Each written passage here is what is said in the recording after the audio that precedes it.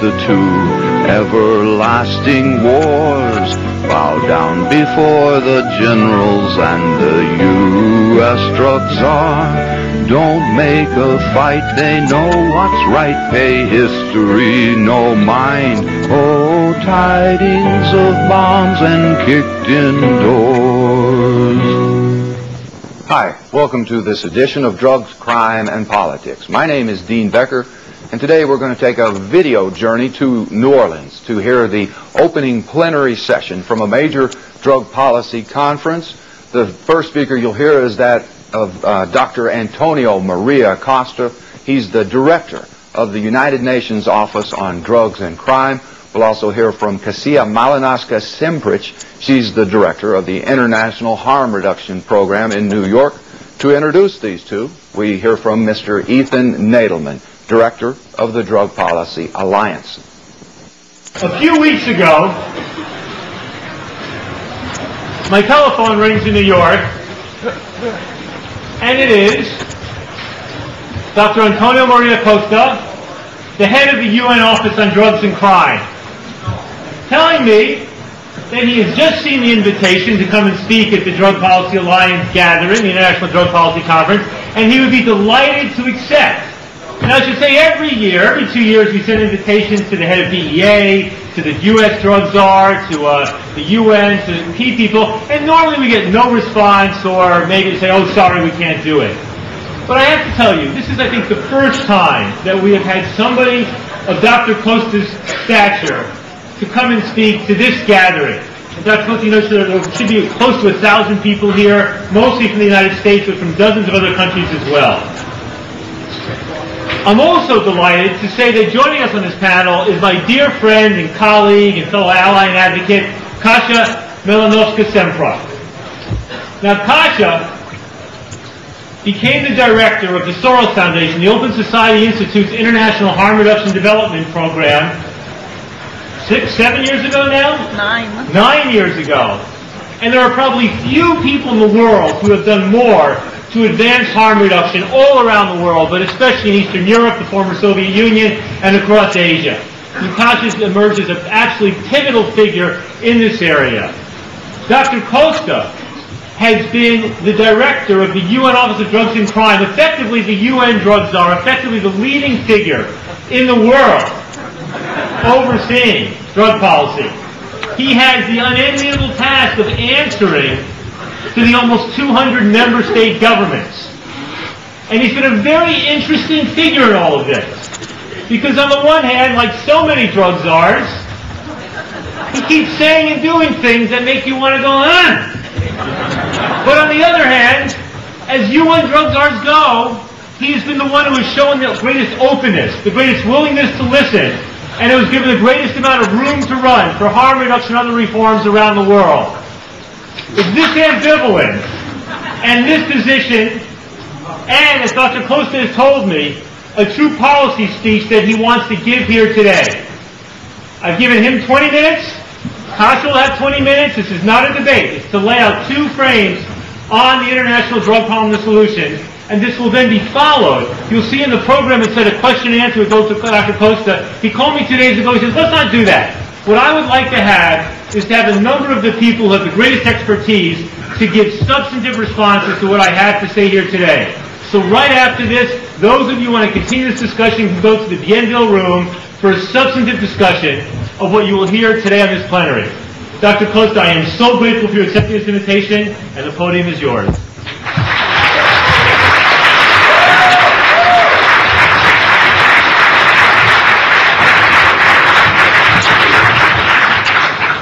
I suppose the applause is directed to you, not to me. No. Let me be optimistic about it, ladies and gentlemen. From both sides of the aisle, there have been noises about my presence here. Is it right to invite the so-called drug czar of the United Nations at the annual Alliance Conference? Indeed, in some of your literature, I am depicted as a die-hard prohibitionist, a drug-controlled Taliban, a proponent of drug-free world, even as a 3-star general of the war against drugs. heard similar complaints from the opposite front.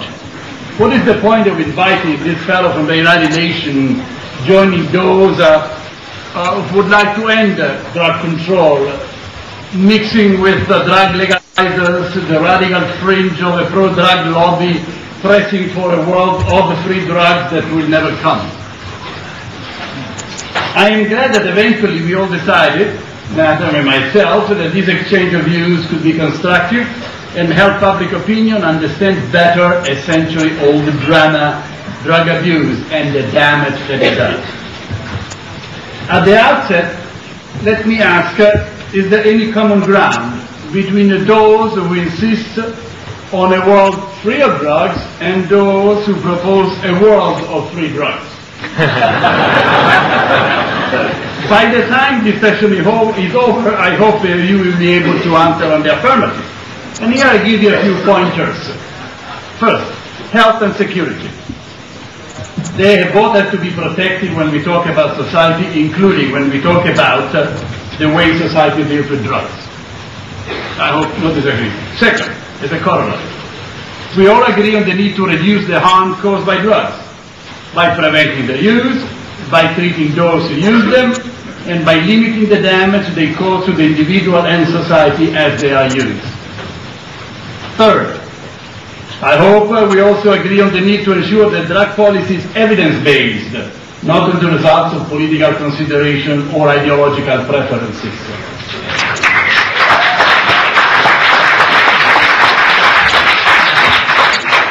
Fourth, I submit that the dichotomy prohibition versus legalization is a misnomer. Such a confrontation is too simplistic for scientific deliberations, nor does it help those whom we all want to assist, our brothers and sisters, the drug addicts. Fifth and finally, I hope you all agree that it is more accurate to refer to the divergence as a difference about the degree to which addictive substances, drugs, but also alcohol and tobacco, should be regulated. If these 5 points are accepted, the discussion is to be centered on where the control bar is set and how to define the degrees of regulation. In other words, instead of accentuating our differences, let me propose that we build on the ground we share. And let me begin with the review of the world drug situation today. In a recent article, Etham wrote, quote, "It is dangerous when rhetoric drives policy." Bravo. I agree. Res not verba. This is Latin. Facts, not words. My ancestors, the Romans, would have said, let's begin with the hard facts. A growing body of evidence, including our own World Drug Reports, 400 pages of evidence on an annual basis, show that the drug market has stabilized over time and space. I leave aside, parentheses, the opium situation in Afghanistan, that is an insurgency issue. 4/5, actually 78%, 4/5 of the cultivation take place in the areas controlled by the Taliban. Close the parenthesis.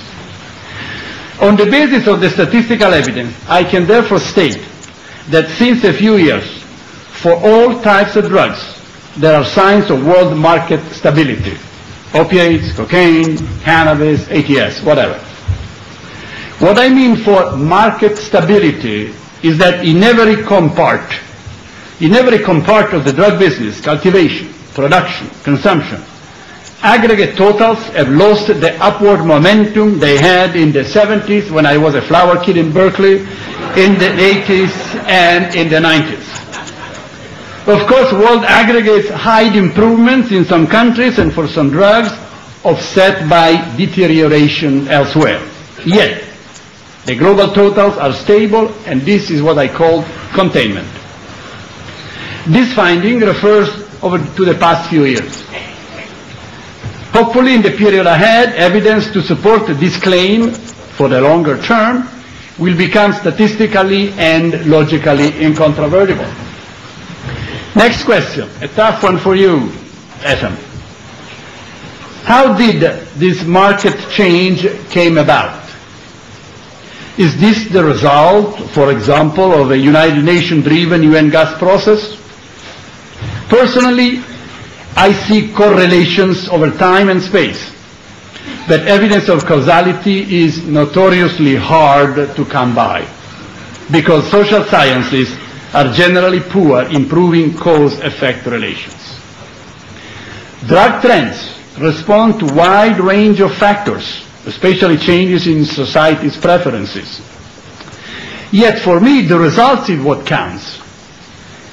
If you have evidence, by the way, to refute my data, please show it to me, discuss it today, and I'm ready to be convinced, but you have to convince me. All right, next. Despite evidence of containment, of course, the world has an enormous drug problem. There are some 25 million problem drug users, the hardcore. But let us keep this in perspective. This represents less than 0.6% of the world population. If you take another estimate, namely the number of people who take drugs at least once a year, there are about 200 million of them. Of them, 160 million, 4 out of 5, smoke pot and nothing else. Therefore, even the annual prevalence, which is the most basic statistics, is still below 5% of the world population, age 14-64. By comparison, 25 million people in the world use alcohol, 25% of the world population uses alcohol, and 30% smoke. Alcohol, we know, kills 2.5 million people a year.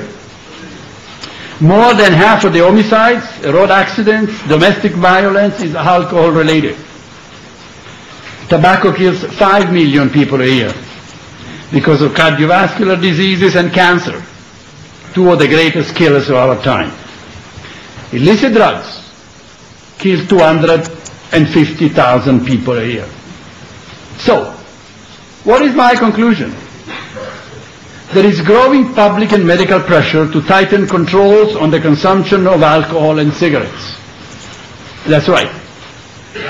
So why increase the public health damage caused by drugs by making them more freely available, drugs whose damage, thanks to control, is limited to 1/10 the casualty caused by alcohol and 1/20 the tobacco-related death?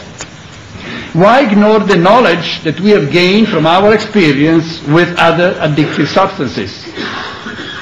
It sounds counterintuitive for me to call for relaxation of drug control and tightening up the controls on tobacco and alcohols. But let us see whether we can agree on this subject matter from a different vantage point. Therefore, in order to show how I like drug policies to evolve, let me begin with the slogan so many of you will ridicule and you will start laughing now, a drug-free world. Wait, no tomato, yeah. Right, no tomato, no eggs. And no tomato, no egg. I am not the author of this slogan. While in my lifetime I certainly would like to see a world without drugs, I've never used this slogan in any of my speeches, statement, writing, or anything else. Actually, you will not find it in any of the United Nations official documents, starting from the most relevant document, the Convention, 61 of 1971 and 88. Or you don't find it in the General Assembly resolution that launched the UN gas process in 98. Yes, of course. Several years ago, namely BC, before Costa, my office put out posters with that slogan screaming across the page, and you may have seen them. While I never used this concept, personally I see nothing wrong with it either. Is a drug-free world attainable? Probably not. Is it desirable? Most certainly yes. Okay. Oh, you got the response. I got the response. In fact, I see this slogan as an aspiration, not an operational target. In the same way, we all aspire to eliminate poverty, or hunger, or illiteracy, or diseases, or even wars. How many times you heard launching a war against poverty, or against hunger, or against illiteracy? So let's move on. Let's abandon the slogan. And let me start with a series of hypothetical situations that I deem useful to set priorities in policy, drug policy. I'll give you 3 dreams, Stefan, and you all. First dream. First, I invite you all to imagine that this year, 2007, all drugs produced around the world are seized. Let's imagine they were seized. This is the dream of law enforcement agencies. Well, when we wake up, having had this dream, we would realize that the same amount of drugs, hundreds of tons of heroin, cocaine, and cannabis, would be produced again next year. In other words, this first dream shows that while law enforcement is necessary for drug control, it's not sufficient. New supply would keep coming on stream year after year. So that dream doesn't work. Let's have a second dream. Let us dream that by some miracle, we can convince farmers around the world to eradicate the tens of thousands of hectares of drug crops, replaced by the fruits of development assistance and so forth. And I have in mind Afghanistan, Colombia, Morocco, Myanmar, and whatever. A great dream, of course, but yet again, one that would not, on its own, solve the drug problem. And why?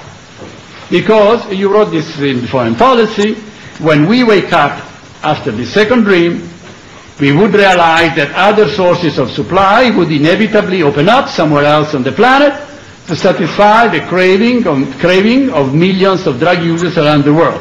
Demand would still pull the market. Wow, that's very something.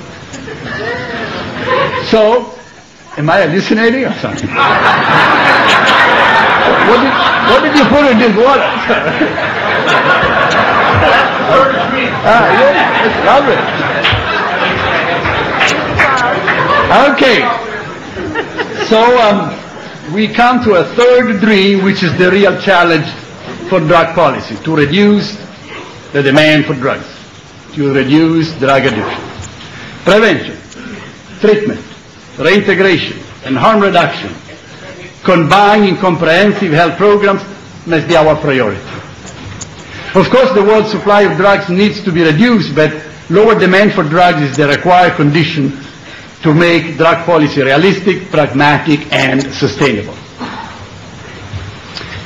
I hope you agree on this logic and separate the 3 elements of the drug chain and the primary agents: supply by farmers, who actually need assistance; trafficking by criminals, who actually deserve retribution; and demand by addicts, who need health care. At the UN, governments have captured this concept, calling it shared responsibility.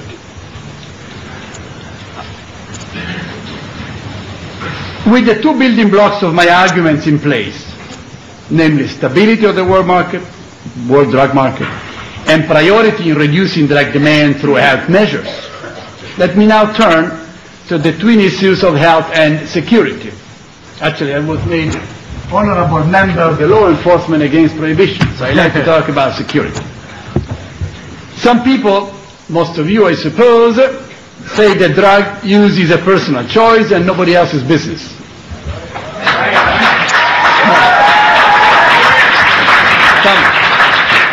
That's what some of you think, or maybe all of you think. Yeah, no, I'm sorry, I'm going to take, he's bribing me, trying to make me, because he's afraid of my statement, so he wants to make it clear. You give me the time I need. I have a few problems with this argument. First, there is a health issue. Scientific evidence shows that drug abuse is a disease affecting the brain as much as any other neurological or psychiatric disorder. It is triggered by individual vulnerability and in turn deepens such vulnerability. Second, and related, even if people don't care about the danger to themselves, what about the danger that drug cause to others? The pharmacological effect of drugs are independent of their legal status. Drugs are not dangerous because they are illegal. They are illegal because they are dangerous. Okay, good. Okay, I got 8 applauses and 2 boos, so the ratio is pretty good. No wonder the public outcry against the collateral damage of drugs is building up, as much as it did build up in successful campaigns against passive smoking and drunken driving.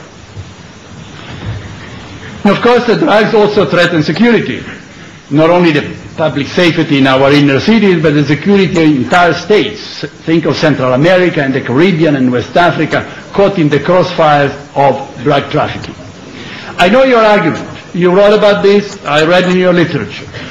Prohibition causes violence and crime by creating a lucrative black market for drugs.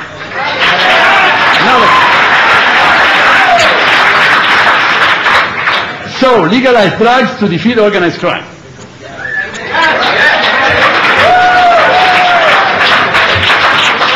I hope you just don't quote that sentence only, but...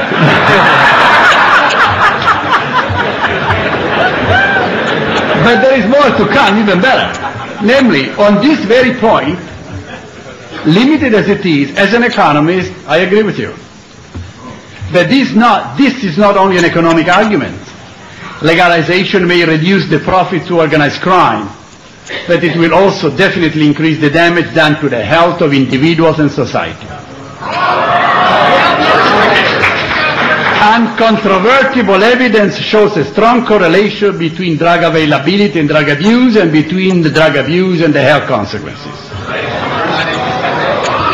Yeah, we differ. Let us therefore reduce the availability of drugs through tackling both supply and demand, and therefore reduce the risk to health and security.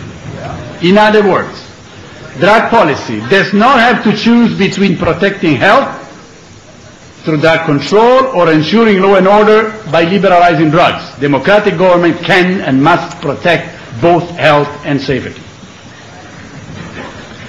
Besides, just because something is hard to do or to control, does it mean that we have to legalize a problem? For example, it is hard to stop human trafficking. My office deals with the selling and buying of people, of women in particular, a modern form of slavery. This is a multi-billion-dollar business that ranks next to drug business in size. Because trafficking in people's problem is out of control, would you equally propose that we accept it? Good. An applause. Come on. Next. I only have 2 more pages, 2.5 pages. Next. In order not to condemn people to a life of addiction, my office is putting a strong emphasis on drug prevention and treatment.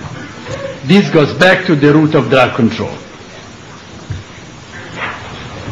Since medical and scientific evidence shows that drug addiction is an illness, as I said earlier, let's treat it that way. And let us replace criminalization for drug use and dependence with medical care and psychosocial support.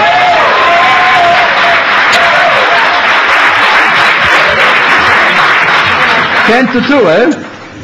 So, drug users need help from society, not punishment. Of course, let us be very firm against dealers and traffickers. But there is more than that. No, that you're in trouble. Okay. But there is something more. There are no ideological debates about curing cancer and diabetes. So why have such debates about drug addiction and curing the addicts?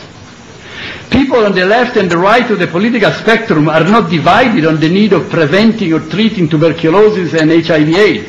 Why so with drugs?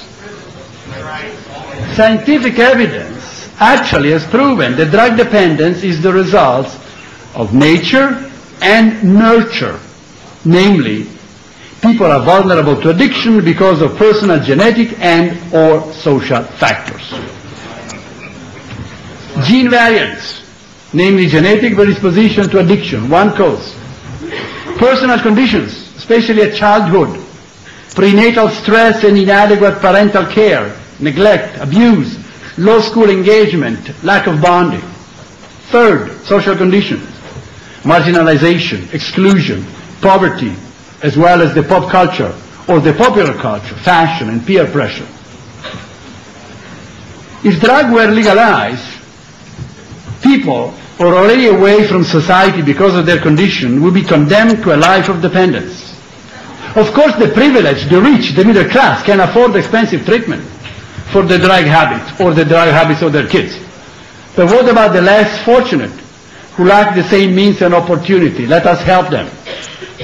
Now extrapolate 10 and a half. Now extrapolate the problem on a global scale. Imagine the impact of unregulated drug use in developing countries where prevention or treatment are not available. This would unleash an epidemic of drug addiction and all the social and health consequences that go with it in countries that are already ravaged by mass poverty, illiteracy, and pandemics. Do you want that responsibility, Atom? I don't. Ladies and gentlemen, I am getting close to the end of the statement. If you really want to rethink drug policy, then help us rebalance global drug control in favor of prevention, treatment, and therapy. You are an outspoken alliance. Be more radical. Go beyond handing out condoms and clean needles and cups of soup. Offer to all people vulnerable to drug addiction comprehensive packages that include prevention, treatment, reintegration, and of course, harm reduction measures. Join me. Come on.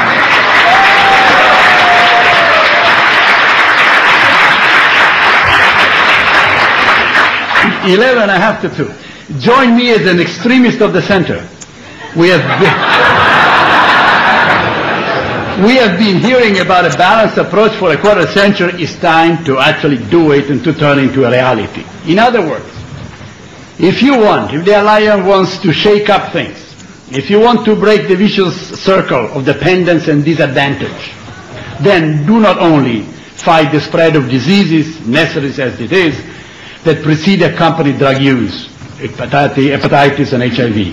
These are noble aims. We all share them. But go further. Be more radical. And devote more attention to prevention and early detection of drug vulnerability. Reach out to people who need treatment on a non-discriminatory basis without racial discrimination. Support the mainstreaming of drug therapy into public health and social services, especially in favor of women, ethnic minorities, those socially excluded, and generally the poor. Another half. Even more, let us promote alternative measures to prison for drug addicts, offering them rehabilitation programs. 13. Let us treat all forms of addiction. There is no point to stabilize. There is no point to stabilize illicit drugs. Is this my statement or is that? There is no point to stabilize illicit drug trends if people turn instead to other substances, licit or medically prescribed. Finally, and most importantly, I think there's a fire alarm. Is it Stephanie?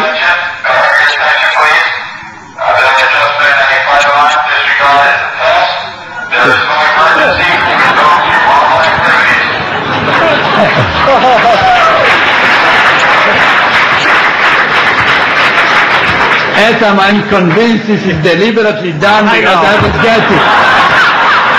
I was getting to the punchline, and the punchline is, most importantly, make drug control a society-wide issue. Drug policies are too important to be left to you and me, drug experts, and or to government administration. It is a society-wide responsibility that requires society-wide engagement. This means 13 and a half. This means working with children, starting from parents and teachers, to ensure that they develop self-esteem. Support family-based programs because prevention begins at home. Schools should teach not only life skills, but also the dangers of drugs. Help young people engage in healthy activity like sports and culture to prevent social isolation that leads to drugs and crime. invest in better understanding, preventing, and treating the illness of addiction. Corporations, commercial sponsors, and the media have an especially important role to play by stigmatizing rather than glamorizing and funding fashion stars, movies, and sports celebrities that take drugs. People can't be steered away from drugs, and those that do suffer the misery of addiction can be brought back into society. This is the true meaning of harm reduction, which goes beyond the narrow definition that at times I see this alliance to propose. My office, together with the World Health Organization, is just doing this. In conclusion, ladies and gentlemen, the strength of the international drug control system is its universality, with all government unanimously behind the United Nations Drug Conventions and strong supportive of my office. I hope I won your hearts, if not your minds.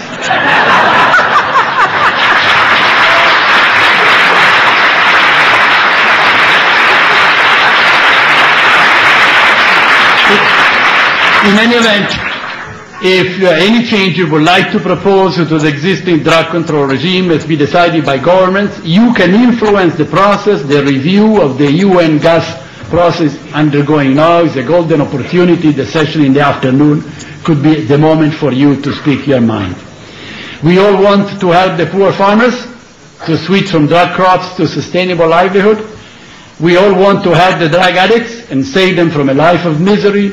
We all want to reduce the violence and the crime associated with the drug economy. So let us build on this common ground to make a safer and healthier world. Thank you for your attention.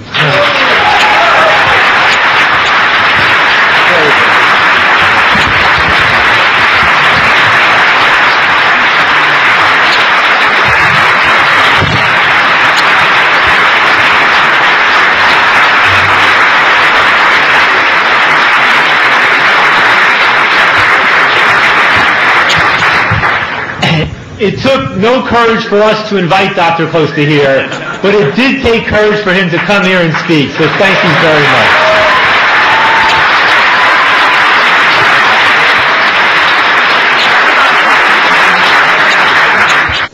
You are watching a holiday edition of Drugs, Crime, and Politics, and we're tuning in to a recent session at a major drug policy conference held in New Orleans. Happy holidays. And now, the next speaker, Kasia Olonowska-Sempra. Kasia.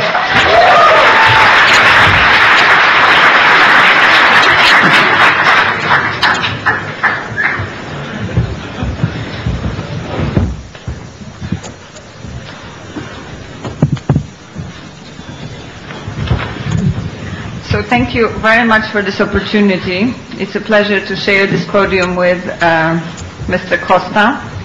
An unusual pleasure nonetheless. I use the picture that you see here a lot. It's a picture taken in Russia, because what it does, it illustrates the relationship between public health, health services, law enforcement, and drug users. And as you can see here, this is not a relationship of respect. This is a relationship that is always abusive, where people's rights are violated. And unfortunately, this precise relationship is what causes a lot of the misery that we see on the ground in countries we work in. So what I would like to do is focus on 4 points. And this is experience of my program and people that we work with and fund throughout Eastern Europe and the former Soviet Union. And it stretches over 10 years. This is how long IHRD has been in place. Now, those 10 years, some of them are BC, before Costa, but some of them are DC, during Costa. So, four points that I will be discussing is law enforcement, which is very much at expense of public health and human rights. Major HIV epidemics among drug users throughout the former Soviet Union and Asia. Lack of drug treatment and abuses in the name of drug treatment. finally, what about women?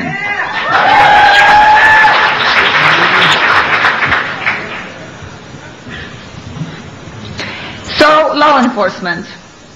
In Russia, in Ukraine, countries that we work in, police often harasses and arrest drug users who attempt to obtain health information, sterile needle and syringes, in legal needle exchange sites. This is a report that we hear continuously from countries of the former Soviet Union. In China, police are known to wait by syringe distribution points or methadone programs and arrest drug users.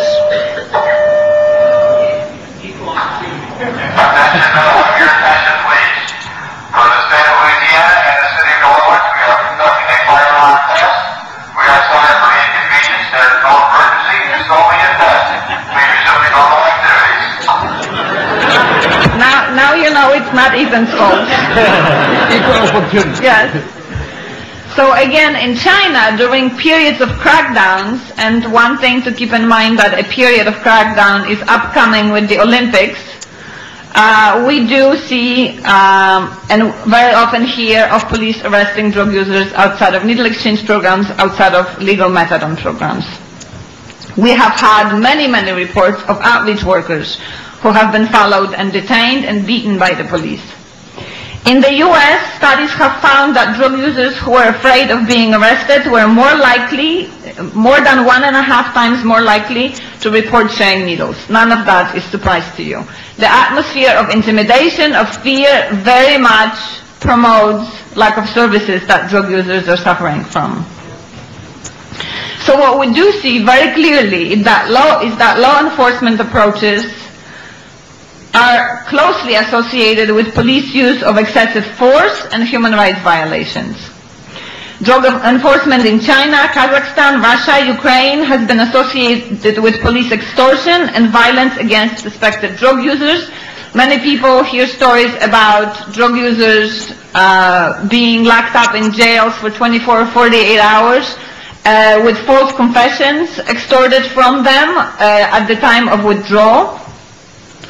In Thailand, a federally ordered police crackdown resulted in reports of thousands of extrajudicial killings of suspected drug users.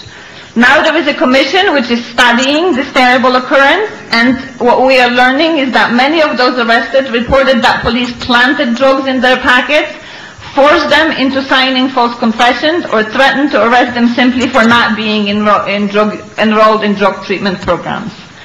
In Kazakhstan, police came to drug dealing points to conduct body cavity searches, which women IDUs reported led to sex in exchange for return of seized drugs. So the relationship between law enforcement and drug use is a relationship that is extremely troubling, and I think we need to sort of take full responsibility for the fact that this incredible amount of funding that UN and other bodies are pumping into law enforcement very much take responsibility for the relationship between drug users and the policing.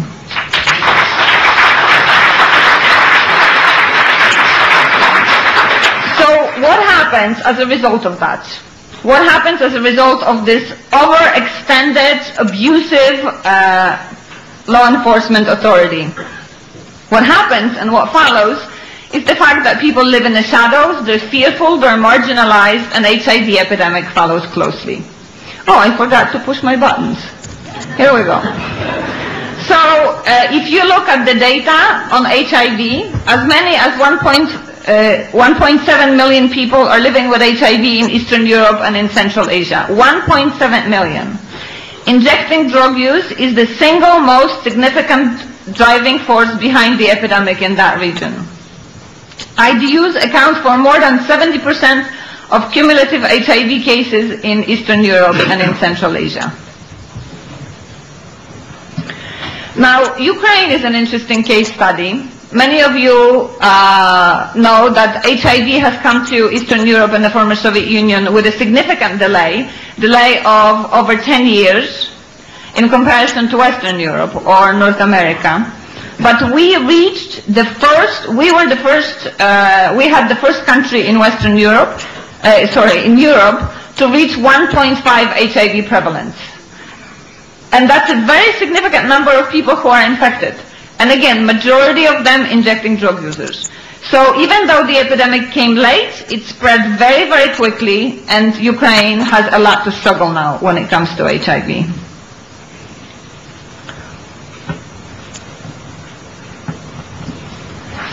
If you look at countries of former Soviet Union, but also Asia, you will see that in China, 44% of HIV infections are attributed to injecting drug users. In Malaysia, 70%. In Vietnam, 52%. So this is not a phenomenon that is present only in the former Soviet Union. Asia, where we have the largest amount of people, significantly impacted as well. I wanted to show you a slide from Thailand because I think it shows how even though a government is able to put in place a pragmatic HIV policy, it fails to address the needs of drug users. Thailand has been proclaimed as a country that has dealt with HIV quite well when it comes to injecting drug users.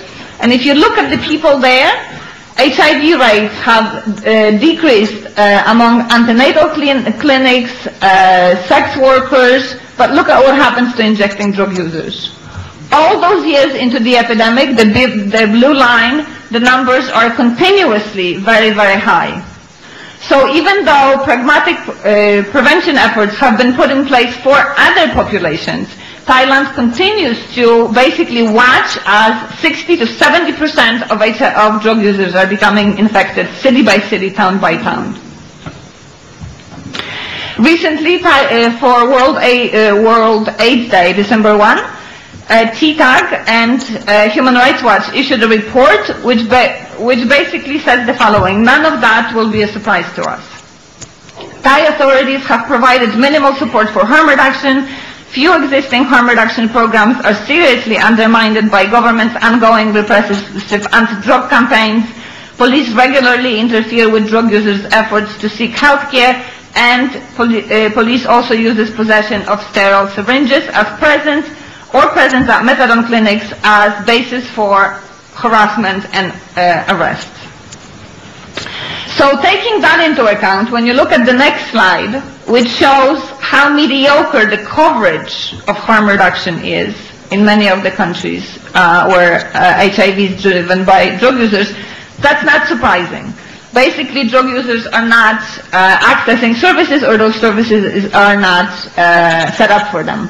None of those countries, again, where HIV is driven by drug users, have the coverage rate that would stop an HIV epidemic. And obviously, it's not stopping the HIV epidemic. Let me move to the U.S. Can we go back? One slide. Yes.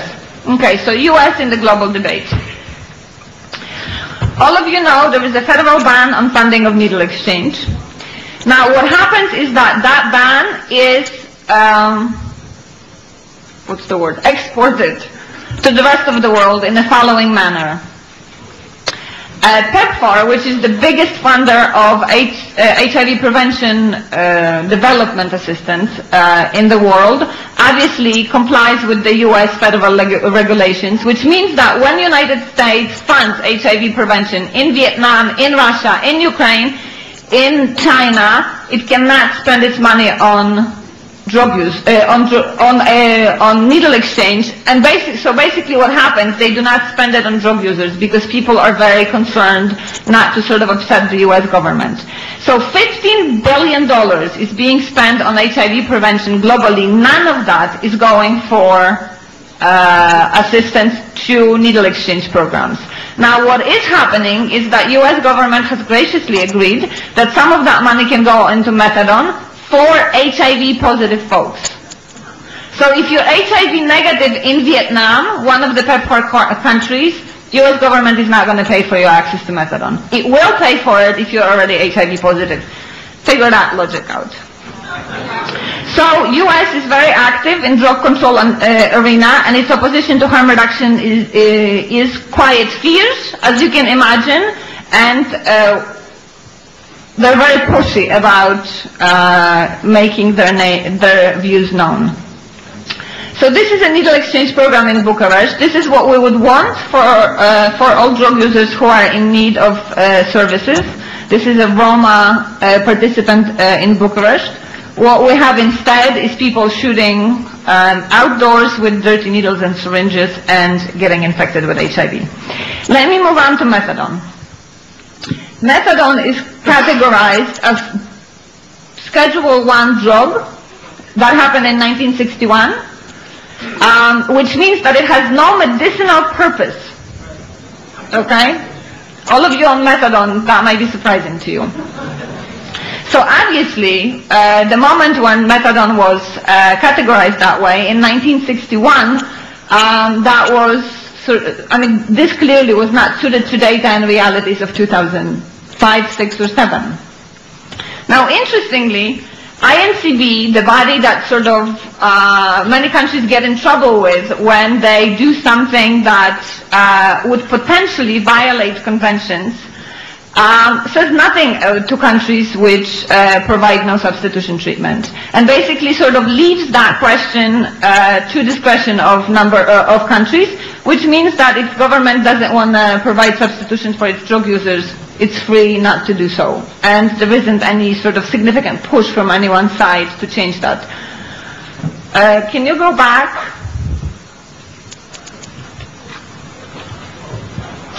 One more? One more? Okay, so what we have now is we're in a perpetual pilot phase.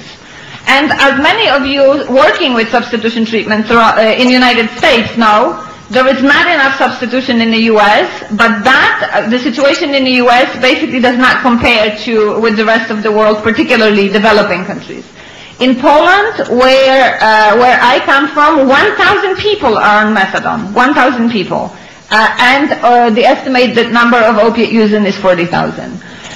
In Kyrgyzstan, Azerbaijan, Georgia, in all of those places, we continuously have people on methadone, 100 people on methadone, 200 people on methadone.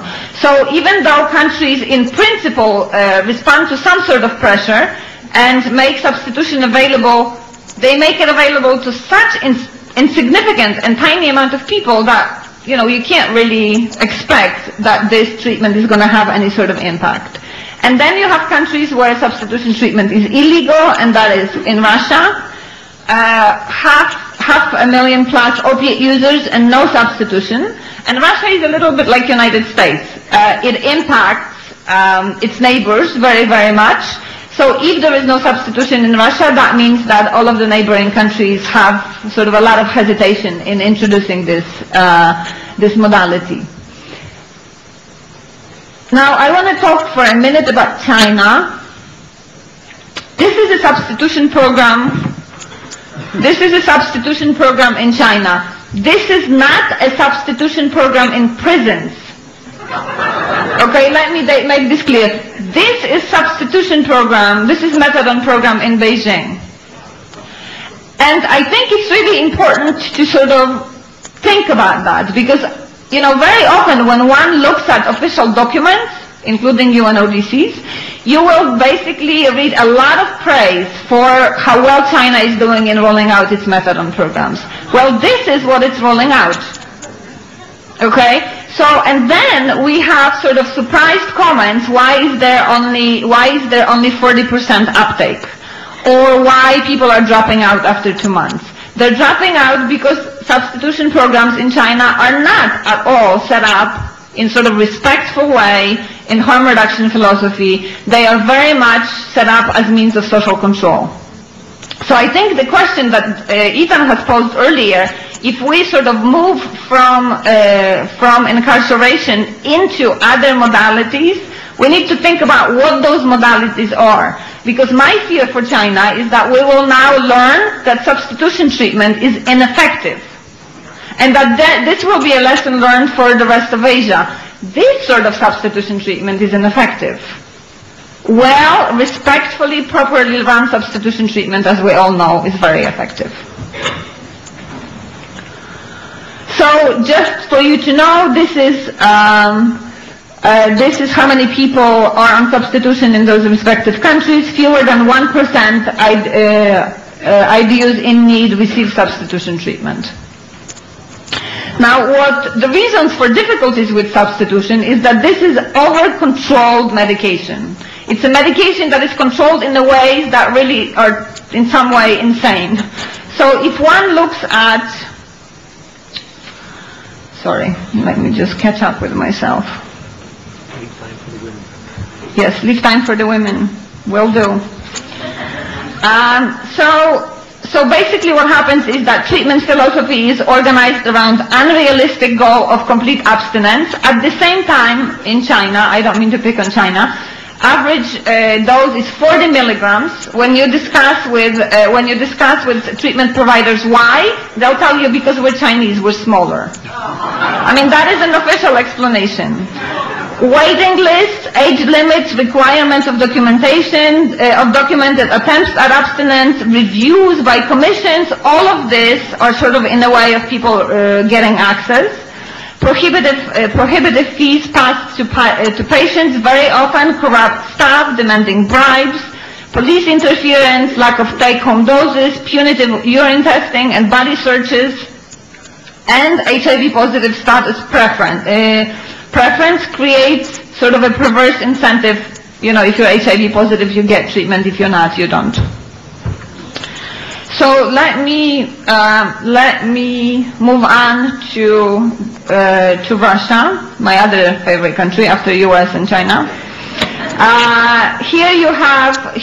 We recently funded a study among clients of needle exchange programs in 10 Russian regions, and here's what we learned. And you know, I'm not sure how compelling this is to you. It's very compelling to me. These are clients of needle exchange programs, okay, coming in once a week to get their needles and syringes, obviously active users. Number of attempts to stop drug use, 5 or more. Okay, this is how people want to get off drugs and have awful treatment services as the only thing available to them. Then you see that there is a number of those that tried between 4 and 1, and never is actually a minority, a significant minority. Number of people, clients of needle exchange programs, want to get off drugs, and there are no good services for them. So I'm delighted to hear that UNODC is in favor of scaling up good quality treatment, but let's just do it, not talk about it. Let's actually do it and make sure that people have access to services.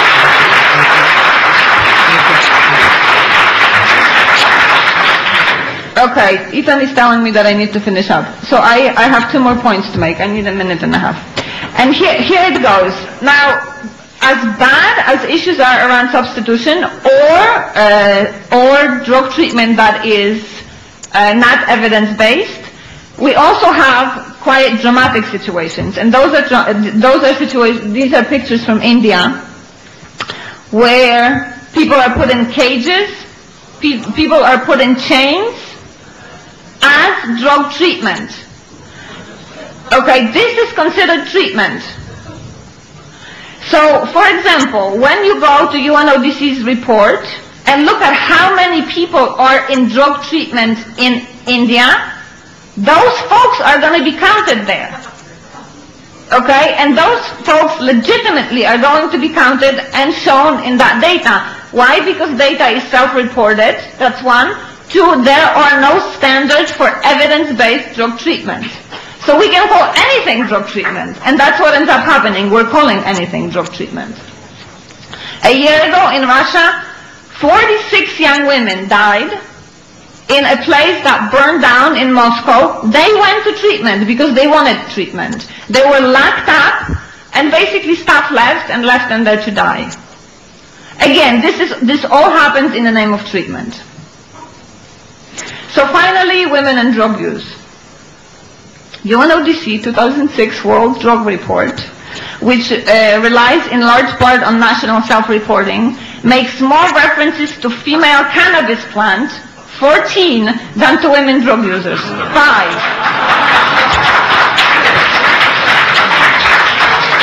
Now, this is despite assertions in 2005 report that the number of women drug users was increasing and that injection-driven HIV epidemic were increasingly feminizing. So, since I have to end, let me just pass those two slides and basically offer the following thoughts as the ending. How are we doing? Before Costa and during Costa in the last 10 years. Governments treat drug users like drugs, as something to be controlled and contained, and that must stop.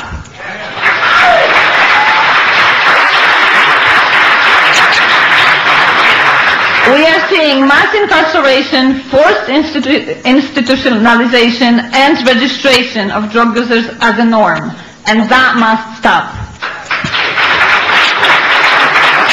Harm reduction is not anywhere near the required scale to prevent an HIV epidemic, and that must stop.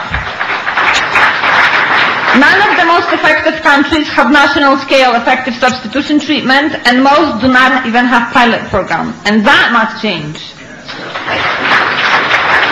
And instead, we have punitive, abusive interventions that are considered drug treatment, and that must change. Thank you.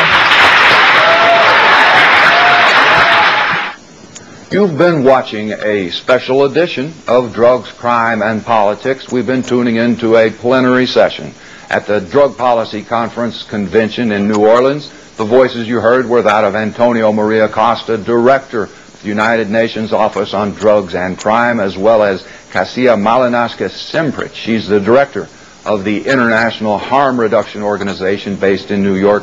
And, of course, the host of that event was Ethan Nadelman, Director of the Drug Policy Alliance. Before Mr. Costa took the stage, I got a chance to interview him. Didn't have time to set up the camera, though thanks to my good friend Pam Graham, we do have some still pictures to show you. But here's the audio recording of that interview. Mr. Costa, I've looked at the record over the years. I've seen your indications that the Afghans are making millions, if not billions, from this drug trade. And I was wondering how you compare that or rectify that against the enormous harms that them acquiring all that money, generates against the U.S.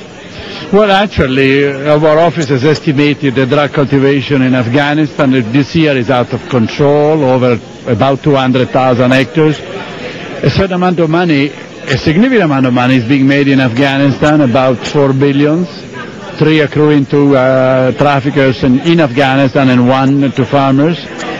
Obviously, we have to solve the problem above all by dealing with demand, reducing the demand of it so that the Afghan farmers will then spend their life cultivating illicit crops.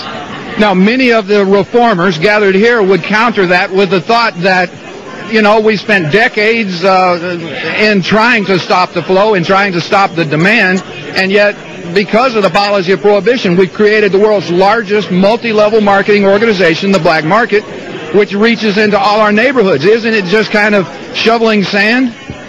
Well, humanity has spent centuries, millennia, fighting crime, fighting homicides, fighting slavery. We still have crime and homicide and slavery and rape. Should we legalize this? I don't believe that the legalization route is the right one. Here in the United States, we have spent, some say, as much as $1 trillion to law enforcement, the prison industrial complex, and yet the gangs derive their power from selling contaminated drugs to our children. Isn't it bass-ackwards, sir? Well, again, my strongest argument, at the United Nations, is to deal with demand prevention, with the reduction of demand, with the treatment, to treat drug addiction as an illness, and therefore offer to drug addicts the same assistance which is offered to those who suffer from diabetes or cancer or heart attack. I hope you've enjoyed this edition of Drugs, Crime, and Politics, and that you'll tune in to my website to learn more about the unvarnished truth of this drug war, and that's at www.drugtruth.net. Hundreds of radio programs, dozens of videos available online for your perusal. This is Dean Becker of the Drug Truth Network wishing you and yours a very safe and prosperous holiday season. Our moral morals reach infinity. We fooled you forever. Lies and corruption are our masters. We fooled you forever. We pretend to protect your children, but they're just meat for our grinder. Please visit endprohibition.org.